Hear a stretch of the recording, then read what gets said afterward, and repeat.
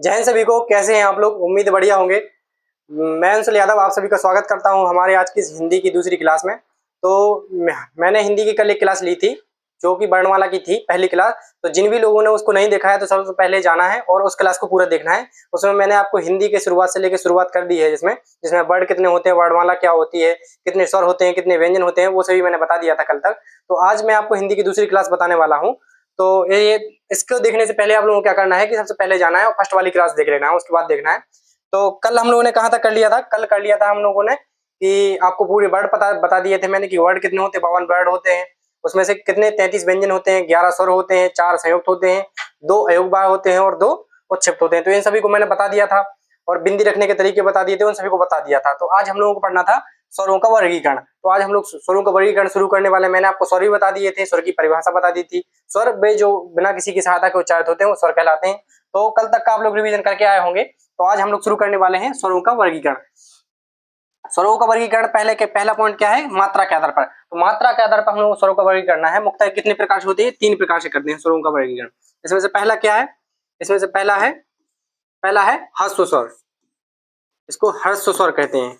ह्रस्व स्वर या फिर इसी को कहते हैं लघु स्वर।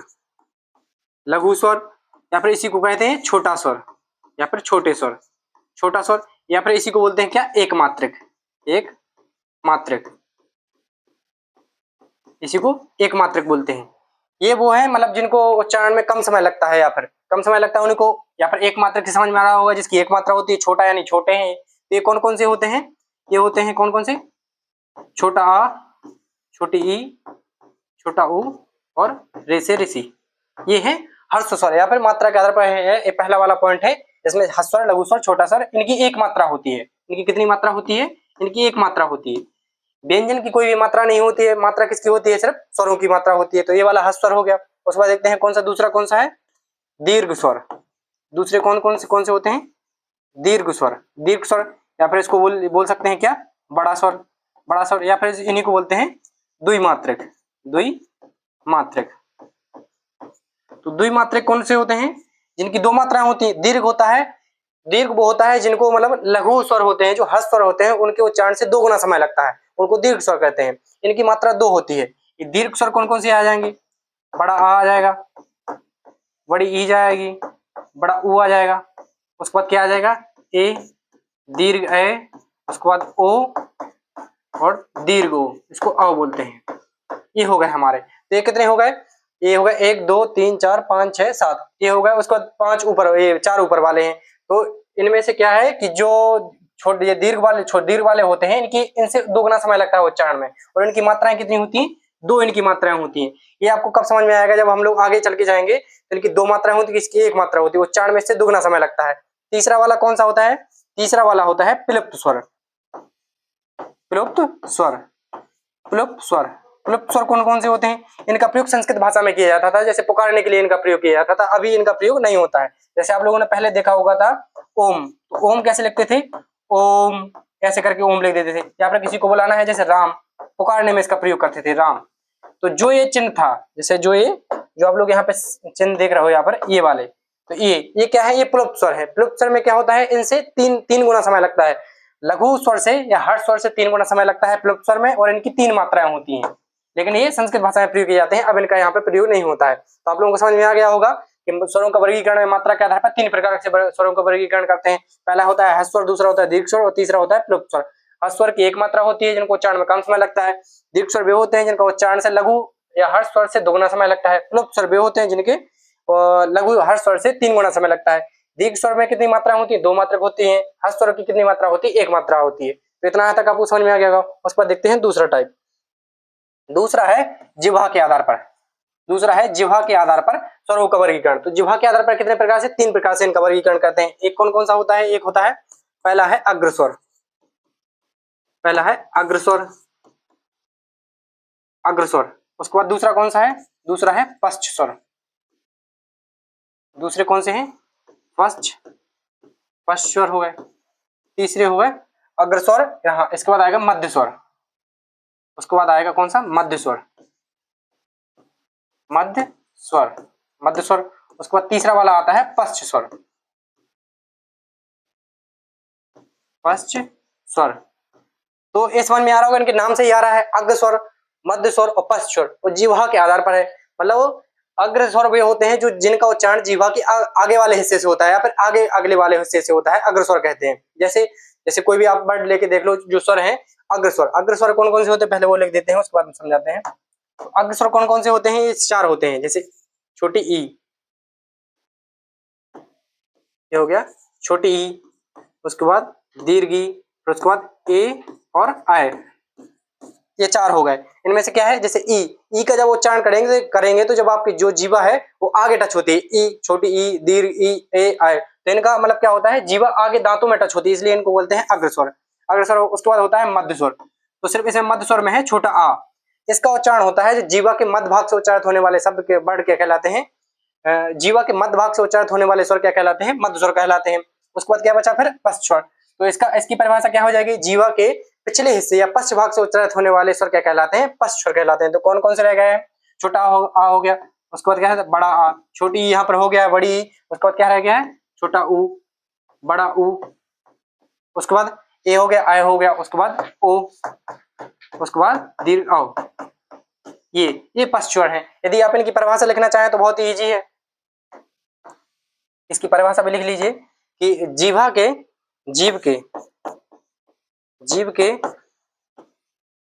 के आगे वाले हिस्से से, आगे वाले हिस्से से उच्चारित होते हैं, आगे वाले हिस्से से उच्चारित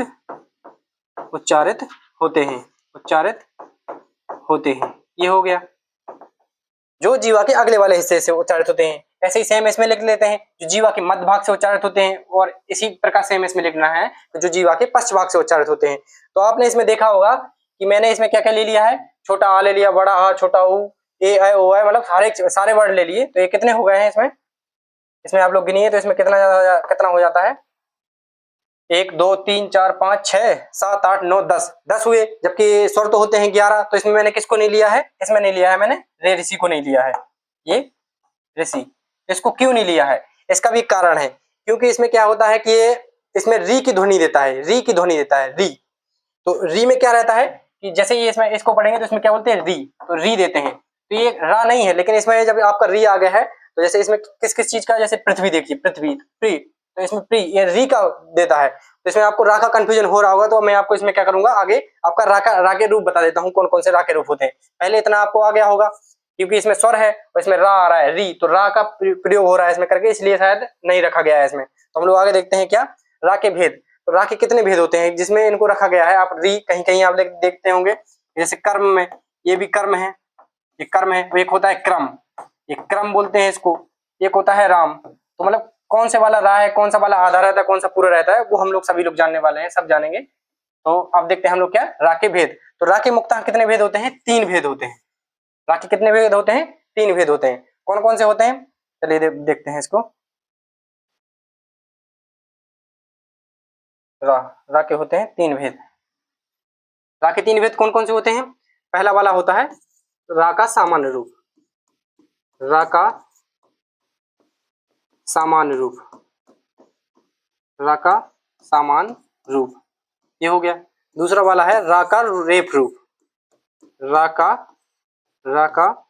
रेफ, रा का रेफ रूप, ये रा का रेफ रूप हो गया। उसके बाद तीसरा होता है रा का पदेन रूप, रा का पदेन रूप, रा का पदेन रूप, तो ये हो गए। उसके बाद इसमें क्या है, थोड़ा एक सेकंड रुकेंगे, ये तो इसमें क्या होता है रा का सामान्य रूप। रा का सामान्य रूप क्या होता है कि आपको सीधा सीधा साफ साफ दिखेगा कि रा का रूप क्या होता है। जैसे एग्जांपल में यहाँ लिख लेना है, जैसे इसमें देखिए, इसमें क्या है राम, ये दिख रहा होगा आपको राम। उसके बाद देखते हैं रमेश, रमेश, तो इसमें आपको रा साफ साफ दिख रहा है कि इसमें रा है, ये रा हो गया, ये भी रा है, इसमें आपको साफ साफ दिख रहा है, तो इसमें कोई दिक्कत नहीं है, ये वाला सामान्य रूप होता है। रा का रेप के रूप क्या होता है, रा का रेप होता है जिसमें रा ऊपर से रहता है, जैसे ये हो गया कर्म, कर्म में मिलेगा आपको, तो ये जो है ये रा का रेप है जो ऊपर है, कर्म। उसके बाद होता है जैसे धर्म, धर्म हो गया। उसके बाद जैसे हो गया शर्म, तो ये जो है, ये जो ऊपर वाला जो ऐसे करके है, इसको बोलते हैं रा का रेफ रूप हो गया। उसके बाद जैसे रा का पदेन रूप क्या होता है, रा का पदेन रूप होता है जैसे क्रम, हो गया क्रम, ये क्रम हो गया। उसके बाद जैसे और भी शब्द हो सकते हैं जिनमें यहाँ नीचे लगता है, जैसे भ्रम हो गया, भ्रम, ये हो गया भ्रम, ये हो गया। तो जो नीचे लगा हुआ है ये वाला है राका पदेन रूप, इसको राका पदेन रूप बोलते हैं। तो इनमें ज्यादातर कंफ्यूजन ये रहता है कि कौन सा वाला, मतलब ये कौन सा वाला पूरा है कौन सा नहीं है। तो सिर्फ इनमें से एक है जो सिर्फ आधा रहता है, ये जो है राका रेफ रूप, राका रेफ रूप है, ये आधा रहता है, ये है, ये वाला सिर्फ आधा रहेगा, इसमें सिर्फ आधा रा रहता है, जो ऊपर वाला रा है ये आधा है, बाकी दोनों में पूरा है। तो इसमें नोट करके आप लोग लिख सकते हैं, यहाँ पर, यहाँ पे ऐसे नोट डाल लेंगे, नेट, इसमें लिख लेंगे रा का रेफ रूप, रेफ, रा का रेफ रूप आधा होता है, रा का रेफ रूप आधा, रा का रेफ रूप आधा होता है, बाकी जो दोनों हैं वो पूरे होते हैं। इनमें क्या है कि जैसे आप लोग क्या करेंगे, अब संधि विच्छेद होगा, उनमें आपको जरूरत पड़ेगी कि ये रा है, वर्ण विच्छेद पढ़ाएंगे अभी आपको आगे जाके वर्णों का विच्छेद करने के लिए, तब इनका रहेगा कि इसमें रा का सिर्फ आधा रूप रहता है। इनमें काफी कंफ्यूजन होता है। एक और है, जैसे आप लोगों को इसके बाद आएगा कि जैसे ये एक और शब्द होता है ट्रक होता है, जैसे ट्रक होता है, ये ट्रक, ट्रक, ये ट्रा होता है, ट्रक जैसे पूरा शब्द होता है ट्रक। तो मैं आपको ट्रा का दिखा देता हूँ। इसमें क्या है, आप लोग बोलेंगे इसमें कौन सा वाला प्रयोग हुआ है, तो इसमें क्या है, मैंने बताया था कि जैसे कोई भी यदि वर्णों को आधा लिखने का तरीका है जो नीचे से लोटने के, उनमें हलंत का प्रयोग करते हैं, जो नीचे से लोटने का, जैसे हा है, हाँ, तो इसमें हलंत का प्रयोग कर देते हैं। तो ये क्या है, इसमें क्या है, ये शुरुआत वाला ये टा है, ये वाला क्या है, मान लीजिए ये टा है, टा, तो टा को कैसे आधा लिखेंगे, आधा लिखेंगे इसको ऐसे, ये हो गया आधा टा हो गया। लेकिन ये वाला है, ये रा का पदेन रूप है, ये वाला है जो रा का पदेन रूप है, ये टा आधा, इसको हलंत बोलते हैं। तो इधर लिख लेना आप, इसमें क्या है, ये रा का रेफ रूप है, रा का रेफ रूप, रा का रेफ रूप, ये वाला है रा का रेफ रूप हो गया, रा का रेफ रूप है, ये वाला, ये रा का रेफ रूप है। ये वाला है, ये जो हलंत है, ये वाला क्या है, ये वाला है हलंत जो लगा हुआ है। अब आपको कंफ्यूजन नहीं होनी चाहिए कि इसमें ये दो है तो दो रा लगे हैं, दो, ये वाला कोई रूप ही नहीं होता है। मतलब आप लोग सोचते हैं कि ये, तो ये कोई रा है ही नहीं, इसका रा का प्रकार ही नहीं है, रा सिर्फ यही वाले हैं। ये सामान्य रूप है, रा का रेफ रूप है, रा का पदेन रूप है। एक जो होता है, जो आप जैसे देखते हैं पृथ्वी, तो ये री है, ये वाला है, ये री है, ये वाला है, ये रा का पदेन रूप है। तो आपको सभी प्रकार से मैंने समझा दिया है, जितने भी रा के प्रकार होते हैं, जितना भी आपको कंफ्यूजन कहीं भी हो सकता है, ये रा का सामान्य रूप सब लोग परिचित है। बस एक क्रम वाला, इसका पदेन रेफ रूप हो गया, ये वाला पदेन हो गया। इसमें ये है, ये दोनों नहीं है, ये दोनों नहीं है, उसमें सिर्फ ये रा का पदेन रूप है, बाकी ये हलंत लगा हुआ है दूसरा वाला, तो दो कोई रा होते नहीं है। उसके बाद ये वाला जो है ऐसे जो घंटी घुंडी करके होता है, इसमें ये री है, तो री हो गया। यहाँ तक आप लोगों को समझ में आ गया होगा सारी चीजें। तो उसके बाद हम लोग आगे बढ़ते हैं। आगे क्या है, जो हमारे स्वर के चल ही रहे थे कि स्वर क्या होते हैं, तो स्वरों के प्रकार वर्गीकरण पढ़ रहे थे। उसके बाद है मुख खुलने के आधार पर। अभी तक हम लोग कहाँ कहाँ पढ़ चुके हैं कि रा का रूप जिह्वा के आधार पर पढ़ चुके हैं, अग्र स्वर, मध्य स्वर, पश्च स्वर। उसके बाद तीसरा है मुख खुलने के आधार पर, मुख के खुलने के आधार पर भी स्वरों के प्रकार हैं। मुख खुलने के आधार पर स्वरों कौन कौन से हैं, इसमें होते हैं चार हैं। मुक्ता कितने हैं, इसमें चार हैं।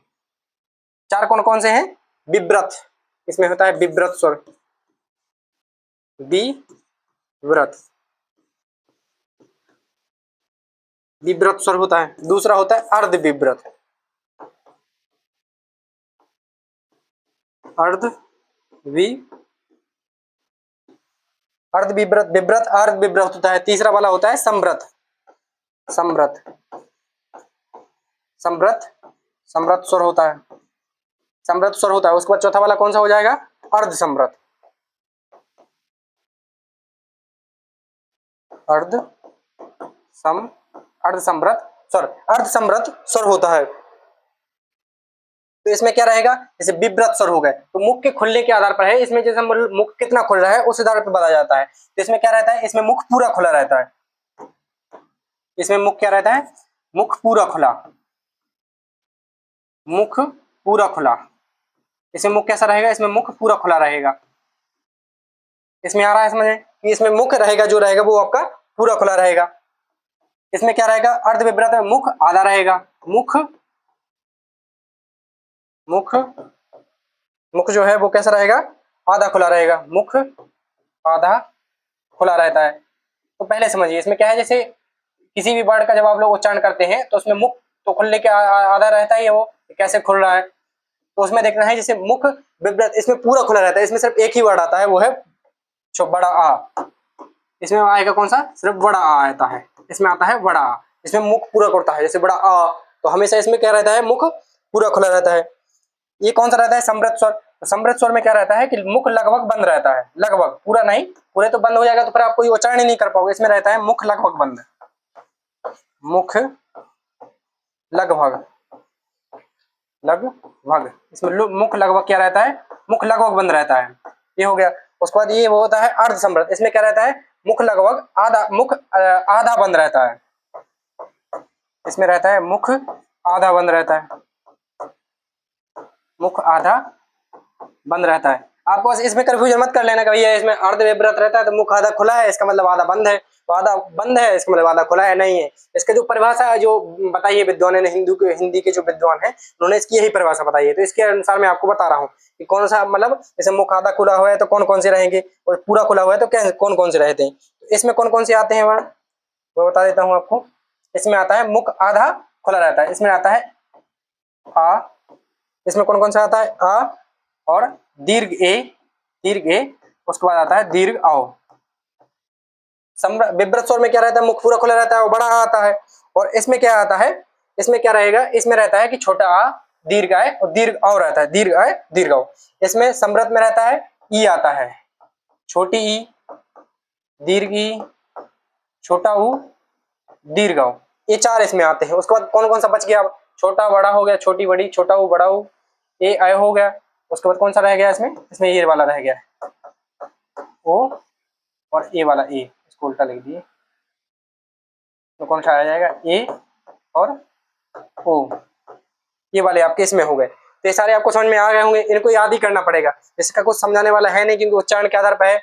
इसको मुख खुलने के आधार, विव्रत में आता है बड़ा, विव्रत, अर्ध विव्रत में आएगा छोटा आए आओ, ये हो गया। इनको क्या है, आपको याद करना है, ये जो है ये चार पॉइंट है, इसका कई बार क्वेश्चन पूछे जाते हैं तो इसको आपको याद कर लेना है, ये हो गया।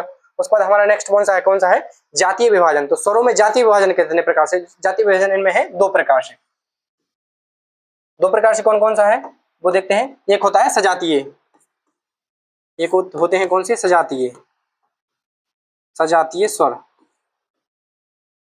एक कौन से हैं,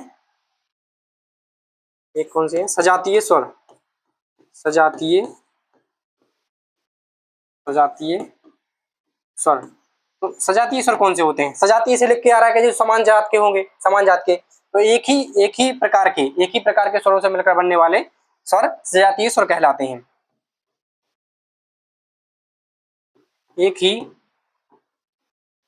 ही प्रकार के स्वरों से, एक ही प्रकार के या एक ही जाति के, एक ही प्रकार के स्वरों से मिलकर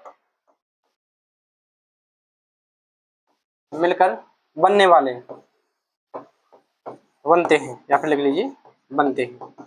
ये एक ही प्रकार के स्वरों से मिलकर बनते हैं। एक ही प्रकार के कौन कौन से होते हैं, इसमें कौन से जाति आ जाएंगे, आ जाएगा इसमें क्या, बड़ा आ, इसमें आ जाएगा आपका बड़ा आ, बड़ी ई, बड़ा ऊ। इनका निर्माण एक ही प्रकार के स्वरों से हुआ है। एक ही प्रकार के कौन से, जैसे बड़ा है, बड़ा का निर्माण, बड़ा आ का निर्माण कैसे हुआ है, छोटा आ प्लस छोटा आ से। तो एक ही प्रकार के स्वर है, मतलब एक ही प्रकार के, छोटा आ प्लस छोटा आ बराबर होता है बड़ा आ। ऐसे ही बड़ी ई का निर्माण कैसे हुआ है, छोटी ई प्लस छोटी ई, इन दोनों से मिलकर इसका बड़ी ई का निर्माण हुआ है। उसके बाद बड़ा ऊ का निर्माण कैसे हुआ है, छोटा ऊ प्लस छोटा ऊ, इन दोनों से मिलकर इसका निर्माण हुआ है। तो ये सजातीय स्वर ये वाले हो गए जो एक ही प्रकार की जाति से मिलकर बने हो। उसके बाद होता है दूसरा हो जाता है कौन सा, विजातीय। पहला हो गया ये वाला सजातीय, दूसरा हो गया विजातीय, विजातीय, विजातीय स्वर। विजातीय स्वर कौन कौन से हो गए, वे स्वर जो अलग अलग प्रकार के स्वरों से, जिनका निर्माण अलग अलग प्रकार के स्वर से होता है, जिनका निर्माण, या फिर लीजिए इनका निर्माण, इनका इनका निर्माण अलग अलग स्वरों से, अलग अलग स्वरों से होता है, अलग अलग स्वरों से होता है। अलग अलग से ऐसे कौन सा हो जाएगा, जैसे इसमें देखिए मैं बताता हूँ कौन सा ए, चलो चेंज करेंगे इसमें। इसमें कौन सा है ए, ये हो गया। दूसरा वाला हो गया आई, तीसरा वाला हो गया कौन सा ओ, और चौथा वाला हो गया हमारा आओ। इनका जो निर्माण है वो अलग अलग स्वरों से हुआ है, अलग अलग प्रकार के स्वरों से हुआ है। जैसे ए है, ए का निर्माण किससे हुआ है? इसका निर्माण हुआ है छोटा आ प्लस ई से, इससे हुआ है। अय, इसका उच्चारण में क्या है अय, तो इसका इसको बोलते हैं अय, ए ही बोलते हैं ना ए, तो अय बोलते हैं। अय का निर्माण किससे हुआ है? छोटा आ प्लस ए से। ये आप लोगों को ऐसे ही नहीं बता रहा है कि नॉलेज के लिए, ये पेपर में पूछे जाते हैं, सीधा आपको ऑप्शन दे देगा कि ए का निर्माण किससे हुआ है, ए का निर्माण किससे हुआ है, ये पूछ लेते हैं। इनकी जगह आ की जगह ई की जगह कुछ भी दे देगा, ऊ दे देगा, कुछ भी दे देगा, मतलब कुछ ना कुछ आपको डिसबैलेंस करके देगा। तो आपको ये वाला याद रखना है। ओ का निर्माण किससे होता है? छोटा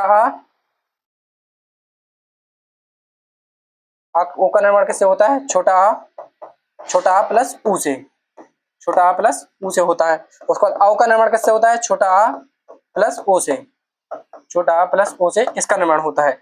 ये चारों हो गए। आपको इसको पक्का याद रखना है कि ए का निर्माण आ प्लस सी बराबर ए, आ प्लस ए बराबर आए, आ प्लस ऊ बराबर ओ, आ प्लस ओ बराबर होता है आओ। और एक और नीचे यहाँ पे हेडिंग डाल लेनी है, नोट डाल लेना है। ये जो चारों हैं इन्हीं को संयुक्त स्वर कहते हैं, इन्हीं को नोट डाल लेना है, इन्हीं को संयुक्त स्वर कहते हैं, इन्हीं को संयुक्त स्वर, संयुक्त स्वर कहते हैं। मैंने आपको पहले संयुक्त बताए हुए होंगे, छत्र ज्ञान वो संयुक्त वैसे वर्ड हो गए। उसमें उसके बाद क्या है, इनको संयुक्त स्वर कहते हैं। संयुक्त स्वर पूछा जाएगा आपसे तो ये आपको बता देना है। तो समझ में आ, संयुक्त का मतलब ही होता है दो से मिलकर बना हुआ, दो एक एक से दो या दो से ज्यादा से मिलकर बना होगा। संयुक्त में इसमें दिख ही रहा है दो स्वर है, एक ए एक ए, सभी दो से मिलके हुए हैं, इसलिए इनको संयुक्त स्वर कहते हैं। तो यहाँ तक आप लोगों को समझ में आ गया होगा। उसके बाद कौन कौन से हैं, जैसे अभी बताता है कि जो अलग से अलग चीजें होती हैं, जैसे बिंदी, बिंदु में मैंने आपको बता दी है, इसमें अलग से चीज आती है, एक परंपरागत अतिरिक्त वर्ण, इसमें होता है अनुस्वार। तो अनुस्वार का चिन्ह कैसे होता है? ये होता है अनुस्वार, ये इसका चिन्ह होता है, मतलब जो बिंदी होती है उसको अनुस्वार बोलते हैं। तो अनुस्वार क्या है? उस पर देखते हैं विसर्ग क्या होता है। विसर्ग का चिन्ह ऐसे होता है, मतलब दो बिंदी रहेंगी इसमें, ये वाला विसर्ग हो जाता है। उस पर कौन सा होता है? चंद्र बिंदु। तो ये सारी चीजें हैं जो अभी मैं आपको इसके बारे में बता ही देता हूँ, ये भी जानना बहुत जरूरी है। अनुस्वार क्या है? सबसे पहले इसकी परिभाषा देखेंगे, अनुस्वार क्या है। अनुस्वार क्या है, इसके पहले परिभाषा लिख लेंगे। इनके उच्चारण में या फिर इनके उच्चारण में, इनके उच्चारण में, इनके उच्चारण में नाक से कम, इनके उच्चारण में नाक से कम और मुख से ज्यादा, मुख से ज्यादा हवा निकलती है, हवा निकलती है। तो इनके उच्चारण में क्या होता है कि नाक से कम हवा निकलती है, उसके बाद मुख से ज्यादा हवा निकलती है। और इनका प्रयोग कहाँ पर हो जाता है? अनुस्वार होते हैं इनका, इनका प्रयोग होता है तत्सम शब्दों में। इनका प्रयोग यहाँ पे ऐसे नोट करके लिख लेंगे। नोट यहाँ पे ऐसे नोट बनाएंगे नीचे कॉपी में, और नोट करके लिखना है कि इनका प्रयोग तत्सम शब्दों में होता है। तत्सम तद्भव एक टॉपिक है अलग से, वो बाद में बताएंगे, लेकिन ऐसे नोट करके लिख लेना है। इनका प्रयोग, इनका प्रयोग, इनका प्रयोग, इनका इनका प्रयोग तत्सम, तत्सम तत्सम तत्सम शब्दों में होता है। इतना आपको समझ में आ गया होगा। अनुस्वार क्या है? इनके उच्चारण में नाक से कम और मुख से ज्यादा ध्वनि लगती है। अनुस्वार होता है जैसे आपको बिंदी रहेगी इसके ऊपर, अनुस्वार का आपको मैंने वो दिखाया ही है कि इसके ऊपर ऐसे बिंदी रहती है। ये हो गया। जैसे क्या होगा, आप कुछ एग्जाम्पल लिख सकते हैं यहाँ पे। एग्जाम्पल में लिख लीजिए, जैसे चंद्र, चा के ऊपर बिंदी, ये द्रा। तो चा के ऊपर जो बिंदी है इसको बोलते हैं अनुस्वार। यही है। इनका प्रयोग कहाँ होता है? तत्सम शब्दों में होता है। चंद्र हो गया, उस पर और भी जैसे और भी आप शब्द ले सकते हैं, जैसे हो गया मंच, मंच हो गया। उसके बाद जैसे हो गया कंगन, कंगन। उसके बाद जैसे हो गया चंचल, चंचल। तो इनके ऊपर जो बिंदी है इसी को बोलते हैं अनुस्वार। तो ये अनुस्वार आपको समझ में आ गया होगा। उस पर देखते हैं कौन सा विसर्ग, विसर्ग बाद में देखेंगे, पहले लिखते हैं चंद्र बिंदु। तो चंद्र बिंदु तो आप लोग, चंद्र बिंदु से आप लोग परिचित होंगे। चंद्र बिंदु, चंद्र बिंदु होता है ये होता है चंद्र बिंदु। तो यहाँ पे हम लोगों को क्या पढ़ा कि नाक से कम होगी तो इसका जस्ट ऑपोजिट होता है, वहां पे नाक से ज्यादा और मुख से कम उसमें हवा निकलती, वायु निकलती है। इसमें क्या रहेगा, नाक से ज्यादा, इनके उच्चारण में, इनके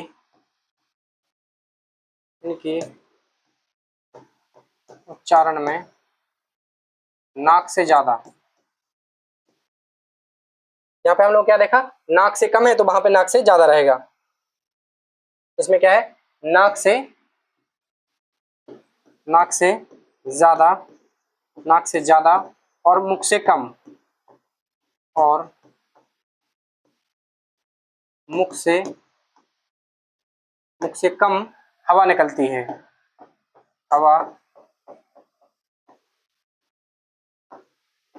हवा निकलती है। और इसमें उसमें लिखे थे हम लोग, उसका प्रयोग कहाँ होता है, तत्सम शब्दों में होता है, और इनका प्रयोग कहाँ होता है, तद्भव शब्दों में। इनका प्रयोग तद्भव शब्दों में होता है। इनका प्रयोग अधिकतम कहाँ मिलता है, तद्भव शब्दों में। इनका प्रयोग तद्भव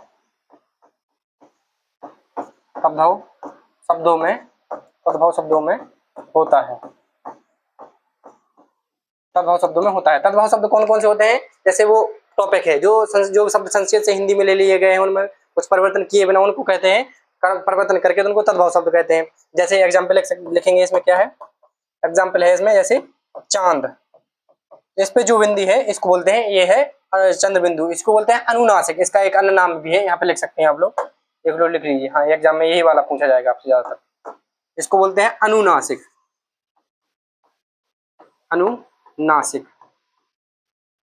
अनुनासिक, इसको बोलते हैं अनुनासिक। चंद्र बिंदु तो हर कोई समझ जाएगा, ये चंद्र बिंदु है, चांद के जैसा बना हुआ है चंद्र बिंदु है, लेकिन पेपर में क्या मिलता है कि अनुनासिक और अनुसार क्या है, कौन सा वाला अनुसार है, कौन सा वाला अनुनासिक है, तो इसको आपको ध्यान रखना है। जैसे चांद हो गया, उस पर जैसे कौन सा हो गया, 5 में मिलता है। और कहाँ मिलता है ये, जैसे हो गया गांव, ये हो गया गांव। यहाँ तक कोई दिक्कत, यहाँ तक कोई समझ में आया? तो ये आपका, मैंने आपको अनुस्वार बता दिया, उसके बाद अनुनासिक बता दिया, चंद्र बिंदु बता दिया, उस पर हमारा रह गया था ये विसर्ग। तो विसर्ग क्या होता है, ये ज्यादातर आपको संस्कृत के शब्दों में मिलता है। इनका प्रयोग, इसके बारे में लिखेंगे, इनका प्रयोग संस्कृत के शब्दों में होता है। इनका प्रयोग अधिकतम, संस्कृत के शब्दों में होता है। संस्कृत के शब्दों में होता है। संस्कृत के शब्दों में होता है। संस्कृत के शब्दों में होता है। जैसे कुछ एग्जाम्पल ले लो आप, ये हो गया जैसे अतः, तो अतः में ये लास्ट में आता है। उसके बाद हो गया प्रातः, दुख में ये बीच में प्रयोग होता है इसका, ये हो गया जैसे दुख, तो उसमें हो गया ये हा का साउंड देता है, दुख, प्रातः, ते हा का साउंड देता है ज्यादातर। जितना समझ में आ गया। और उसके बाद बताना है, मैंने एक बताया था कि जो अंग और आहा की, आहा टाइप का है, विसर्ग है, ये जो अनुस्वार है, ये ना तो स्वर है ना ही विसर्ग, स्वर है ना ही व्यंजन है। तो नोट करके यहाँ पर डाल लेना है, ये ना तो स्वर है ना ही व्यंजन है, ये ना तो स्वर है, ना ही ये स्वर है और ना ही ये व्यंजन है। तो ये क्यों ना ही स्वर है ना ही व्यंजन है, इसका वर्गीकरण मैं आपको बताता हूँ। इसमें क्या है, जैसे आप कोई भी व्यंजन ले लो, जैसे कोई भी व्यंजन होता है, मान लीजिए एक है का, तो का को कैसे लिखते हैं, का को कैसे लिखेंगे, का का जैसे का को लिखना है आपको, इसका वर्ण विच्छेद करना है, तो कैसे करेंगे, का को हम लोग कैसे लिखते हैं, का प्लस आ, का, ये होगा इसका ठीक रूप। तो ये व्यंजन है और ये स्वर है, छोटा स्वर है, और का, एक का हलंत वाला, इसका क्या है, ये व्यंजन है। तो व्यंजन क्या है, व्यंजन कभी भी होगा वो स्वर के पहले आएगा। व्यंजन हमेशा स्वर के पहले आता है, कोई भी आप उसका वर्ण विच्छेद करके देखेंगे, व्यंजन हमेशा स्वर के पहले आता है। तो ये हो गया। और क्या रहेगा, एक और पॉइंट है, जैसे आप कोई भी ये वाला लेके देख लो, जैसे हो गया अतः, अतः में आपका वो इसका वर्ण विच्छेद करके देखो, छोटा आ हो गया, उसके बाद ता में हलंत रहेगा प्लस आहा, अतः। तो ये क्या है, व्यंजन है, व्यंजन, ये तो आ के पहले आ गया, तो ये तो व्यंजन हो गया। ये यदि व्यंजन है, ये यदि व्यंजन होता तो ये स्वर के पहले आता, लेकिन ये स्वर के बाद है, ये स्वर है, ये स्वर है और ये व्यंजन है। ये स्वर है, ये व्यंजन है। तो व्यंजन तो स्वर के पहले आ गया, लेकिन अगर ये व्यंजन होता तो व्यंजन, ये तो बाद में आ रहा है, तो ये स्वर नहीं है, ये व्यंजन नहीं है। अब स्वर क्यों नहीं है, स्वर क्यों नहीं है उसका बताते हैं आपको। स्वर क्यों नहीं है, तो इसके नोट डालिए कि दो स्वर कभी भी एक साथ नहीं आ सकते हैं। दो स्वर कभी भी एक साथ प्रयोग, दो स्वरों का एक साथ कभी भी प्रयोग नहीं होता है। दो स्वरों का प्रयोग, दो स्वरों का प्रयोग कभी भी एक साथ नहीं होता है। एक साथ नहीं होता है, नहीं होता है। तो मैंने अभी आपको एग्जांपल दिया था कौन सा, अतः का। अतः का देखना है, जैसे दिया था अतः, इसका वर्ड विच्छेद करेंगे क्या आ जाएगा, अ प्लस ता, ताहलंत प्लस अहा, अतः। तो ये वाला क्या हो गया, ये वाला हो गया व्यंजन, ये वाला हो गया व्यंजन, ये हो गया स्वर, ये वाला होगा स्वर। अगर ये विसर्ग स्वर है तो ये पहले स्वर आ गया, और ये स्वर होता तो दोनों स्वर कभी भी एक साथ आते नहीं है, तो ना ही ये स्वर है ना ही व्यंजन है। आपको समझ में आया होगा शायद। ये व्यंजन क्यों नहीं है, क्योंकि व्यंजन हमेशा स्वर से पहले आते हैं और दो स्वर कभी भी एक साथ आ नहीं सकते। तो ये इसके स्वर के बाद में आया तो व्यंजन नहीं है, और ये स्वर के साथ में आया है तो दो स्वर कभी साथ में नहीं आ सकते, तो ना ही ये व्यंजन है और ना ही ये स्वर है। तो मुझे लगता है कि यहाँ तक आप लोगों को समझ में आया होगा कि क्यों ये स्वर नहीं है, क्यों ये व्यंजन नहीं है।